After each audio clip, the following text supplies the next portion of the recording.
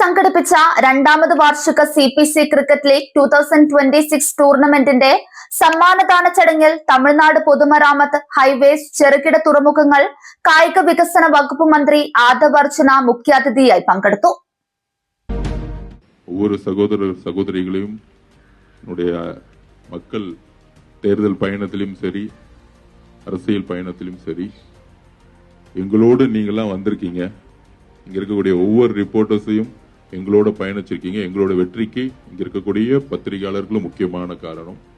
அதுல நம்மளுடைய தலைவர் அவர்களும் செயலர் அவர்களும் கூப்பிடும் பொழுது முதல்ல நினைச்சாங்க நான் வருவனா அப்படின்னு.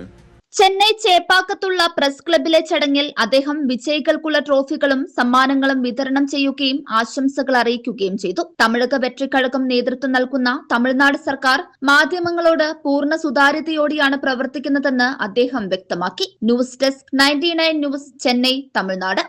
ഓരോ മുഹൂർത്തങ്ങൾക്കും അതിന്റേതായ സന്തോഷങ്ങളുണ്ട്. അതിൽ ചിലത് ഒരിക്കലും മറക്കാൻ പറ്റാത്തതും. Azad gold and diamonds, Thazhepalam, Tirur.